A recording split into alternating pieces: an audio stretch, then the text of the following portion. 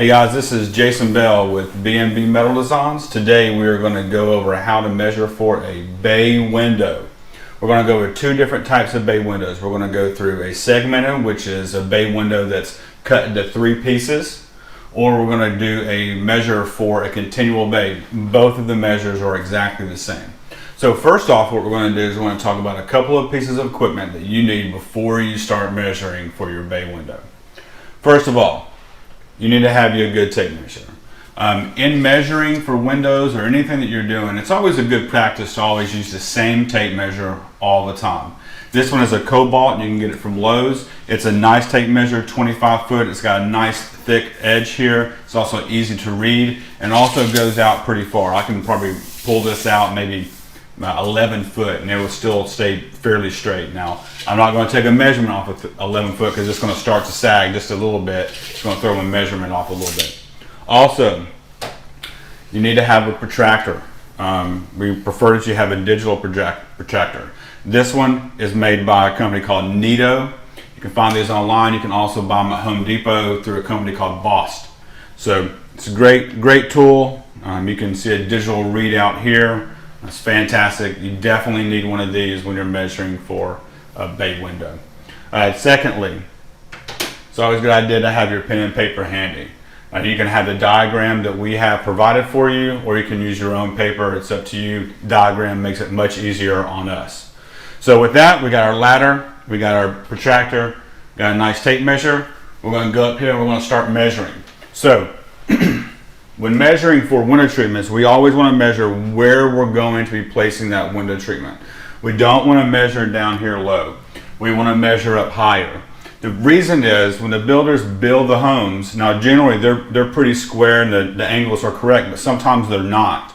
And they can vary as much as several degrees. And when we're talking about a bay window, several degrees makes a huge difference, particularly if it's a functioning single piece bay window. So with that, we're going to go up here and start measuring. So from here, I'm going to start on the left-hand side. You can start left or right, it doesn't really matter, or you can even start measuring in the center, just as long as we get all the measurements that I'm about to talk to you about.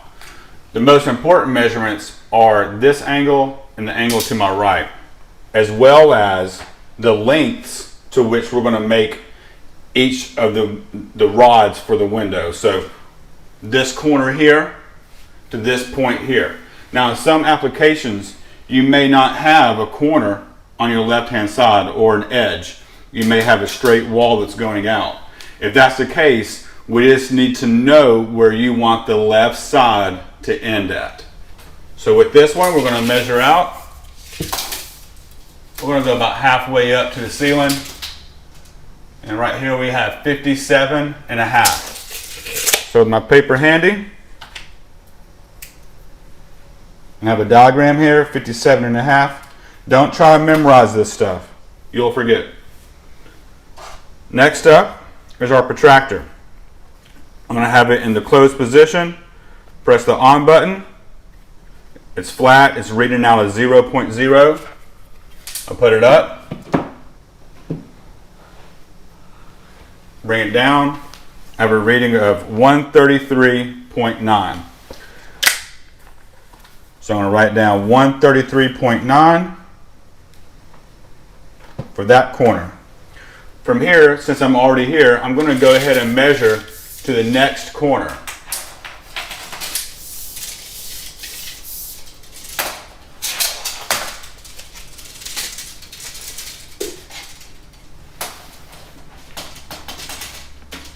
This measurement is reading 58.25.